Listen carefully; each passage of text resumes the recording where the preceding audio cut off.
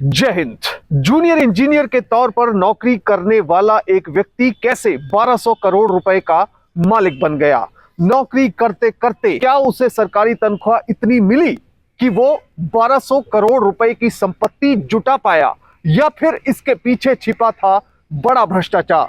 सुरेंद्र पाल सिंह नाम के इस शख्स को तरस के आधार पर और इसके साथ ही स्पोर्ट्समैन कोटे में जूनियर इंजीनियर के तौर पर 1993 में नौकरी मिली। उसके बाद लगातार प्रमोशन भी होती गई और कई बड़े लोगों के साथ संपर्क बढ़ता चला गया। आलम यह था कि विभाग का चेयरपर्सन भी इनके सामने अपनी नहीं चला पाता था। रिपोर्टेड फैक्ट्स के मुताबिक सुरेंद्र पाल सिंह ने 1200 करोड़ रुपए की संपत्ति जुटाई। मोडस ऑपरेंडी यह था कि धीरे धीरे जैसे जैसे काला पैसा आता गया, उसके बाद ये अपने परिवार और रिश्तेदारों के नाम पर कंपनियां खड़ी करता गया। जब भी रिश्वत लेनी होती तो रिश्वत के पैसों को अपने खाते में लेने के बजाय अपने रिश्तेदारों और परिवार की उन कंपनियों के खाते में लिया करता। कंपनियों में की गई बड़ी ट्रांजैक्शन के साथ में कोई भी सपोर्टेड डॉक्यूमेंट नहीं लगाया गया था, जिसकी वजह से शक बढ़ता चला गया। पहले दोस्तों को, आसपास के लोगों को पता चला, उसके बाद इन्वेस्टिगेशन एजेंसी को पता चला। सबसे पहले विजिलेंस ब्यूरो ने केस दर्ज किया और उसके बाद एनफोर्समेंट डायरेक्टोरेट ने सुओ मोटो केस दर्ज कर लिया।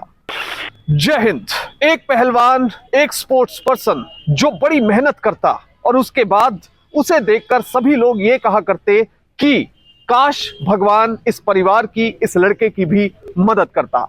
उसके बाद इस लड़के को जूनियर इंजीनियर के तौर पर सरकारी नौकरी मिली। देखते ही देखते ये लड़का अमीर होता चला गया। पहले अपना जीवन स्तर सुधारा और उसके बाद 1200 करोड़ रुपए का कथित तौर पर एम्पायर खड़ा कर दिया। इस केस के बारे में आपको बताएंगे, पर सबसे पहले आपसे अपील कि आप लाखों की संख्या में हमारी वीडियोस को देख रहे हैं पर चैनल को सब्सक्राइब नहीं कर रहे, इसलिए यूट्यूब पर देख रहे हैं तो फौरन चैनल को सब्सक्राइब कीजिए, बेल नोटिफिकेशन को ऑन कीजिए और इसके साथ ही अगर फेसबुक पर देख रहे हैं तो फेसबुक पेज को लाइक कीजिए, वीडियो को अधिक से अधिक शेयर कीजिए और कमेंट कीजिए। मैं जानता हूं ये वीडियो आप आखिर तक देखेंगे क्योंकि ये केस है ही इतना दिलचस्प। एक पहलवान जिसका नाम सुरेंद्र पाल सिंह है, वो काफी मेहनत करता, अखाड़े में भी और उसके बाद भी। आर्थिक तंगियों से जूझ रहे परिवार की मदद करने के लिए ये लड़का लगातार तत्पर रहता। पूरे दिन जोर आजमाइश करने के बाद, मेहनत करने के बाद आखिरकार इसे कुछ भी हासिल नहीं होता। फिर आता है साल 1993। ये लड़का रिपोर्टेड फैक्ट्स के मुताबिक एक चिट्ठी लिखता है सरकार को। उसमें लिखता है कि मैं एक काबिल इंजीनियर हूं, इंजीनियरिंग कर चुका हूं और साथ में एक एथलीट हूं और इसके साथ ही दर दर की ठोकरें खा रहा हूं। पढ़ा लिखा एक ग्रामीण बेरोजगार हूं पर मेरी मदद के लिए कोई भी खड़ा नहीं होता। मैंने सिविल इंजीनियरिंग में 3 साल का डिप्लोमा किया है। स्पोर्ट्स पर्सन के तौर पर Punjab technical institute of sports के तहत पंजाब लेवल पर खेला है। खेलों में मैंने कई जगह पोजीशंस हासिल की हैं, कई सर्टिफिकेट अर्जित किए हैं और इसके साथ ही गुरु नानक पॉलिटेक्निक कॉलेज में भी एक अव्वल दर्जे का स्पोर्ट्स पर्सन हूं मैं। पर आर्थिक तंगी और समस्याएं मेरा पीछा नहीं छोड़ रही है, इसलिए प्रार्थना है कि अस्थायी तौर पर मुझे सरकार जूनियर इंजीनियर के तौर पर नौकरी दे दे। मैंने सारी कोशिशें कर ली पर अभी तक मैं सफल नहीं हो पाया हूं।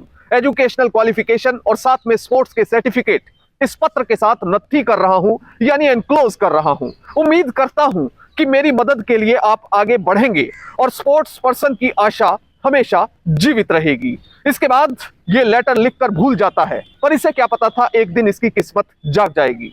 सुरेंद्र पाल सिंह नाम के इस व्यक्ति को अचानक से एक लेटर प्राप्त होता है जिसमें कहा जाता है कि आपको तरस के आधार पर स्पोर्ट्समैन कोटे में नौकरी दी जाती है। जूनियर इंजीनियर के तौर पर मंडी बोर्ड में इसे भर्ती किया गया था। परिवार में खुशी का ठिकाना नहीं था। पंजाब मंडी बोर्ड में नौकरी मिलने के बाद धीरे धीरे यह व्यक्ति अपने लिंक बढ़ाता चला गया, बड़े बड़े लोगों से संबंध कायम करता चला गया। समय ऐसा आया कि विभाग के चेयरमैन भी इनके सामने अपनी बात नहीं चला पाते थे। जब भी इनकी बात नहीं मानी जाती तो इनके पास बात बनवाने का कथित तौर पर एक दूसरा तरीका होता। ये उस विभाग का चार्ज अपने हाथ में ले लेते और अपना मनमाना काम अपने ही हाथ से कथित तौर पर कर दिया करते।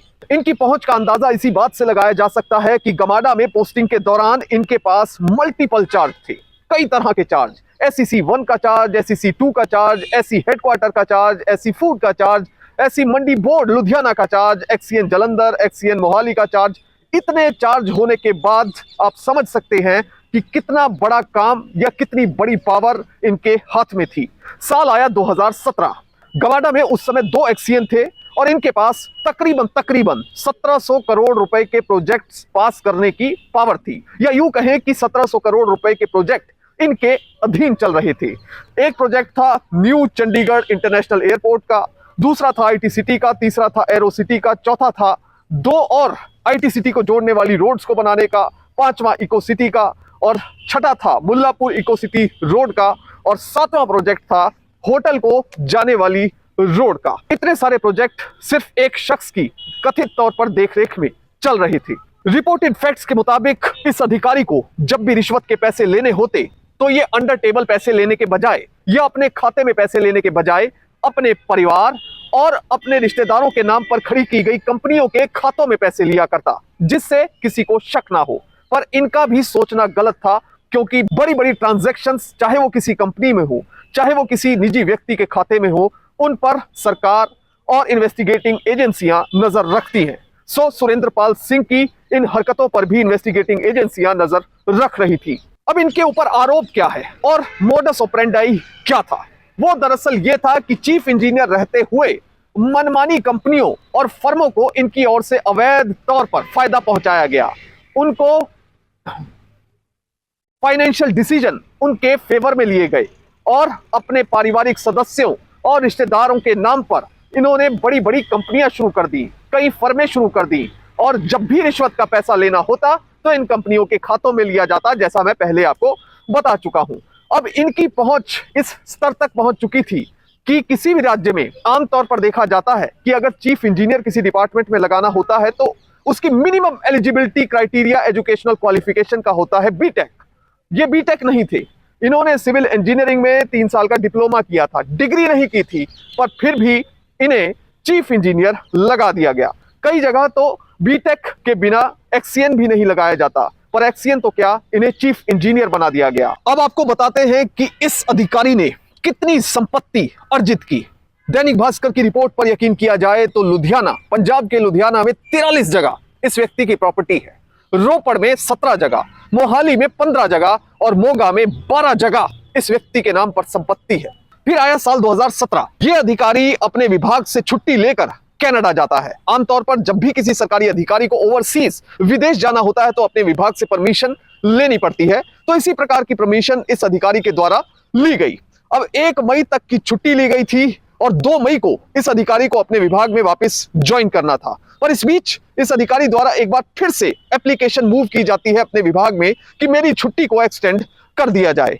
पर अप्रैल में, यानी कि ठीक 1 महीने पहले, विजिलेंस विभाग के द्वारा इनके खिलाफ जांच शुरू कर दी गई थी। जो बड़ी बड़ी ट्रांजैक्शंस की गई थी उनका ब्यौरा और उनकी जांच विजिलेंस विभाग गंभीरता से कर रही थी, और उसके बाद विजिलेंस विभाग ने इनके घर के बाहर एक नोटिस चस्पा किया जिसमें साफ तौर पर लिखा था कि जल्द से जल्द आप अपनी ड्यूटी ज्वाइन कर लीजिए, नहीं तो आपको नौकरी से सस्पेंड कर दिया जाएगा। फिर सुरेंद्र पाल सिंह के लिए समस्या बढ़ गई और इन्होंने जल्द से जल्द अपनी नौकरी ज्वाइन कर ली।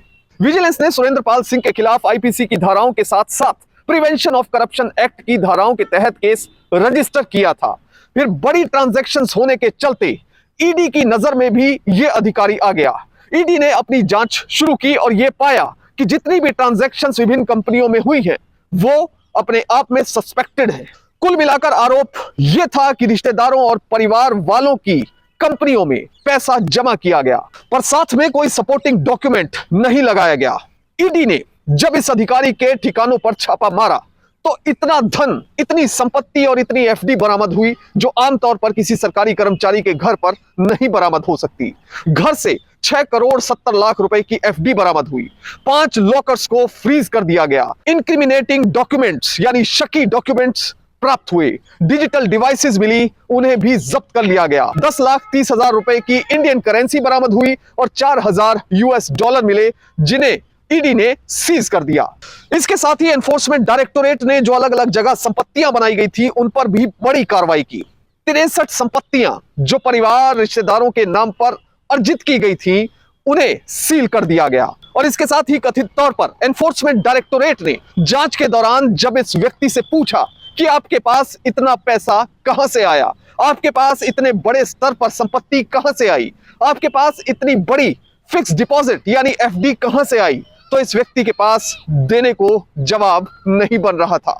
फिलहाल यह मामला कोर्ट में विचाराधीन है। माननीय कोर्ट को तय करना है कि सुरेंद्र पाल सिंह दोषी है या निर्दोष। पर इस केस के बाद हम इतना तो कह ही सकते हैं कि अगर कोई भी व्यक्ति सरकारी नौकरी में है, आप ब्यूरोक्रेट हैं या फिर कोई और सिविल सर्विस के अधिकारी, हमेशा अपना कंडक्ट ऐसा रखिए कि आपकी नौकरी पर कोई भी दाग ना लग सके। जय हिंद।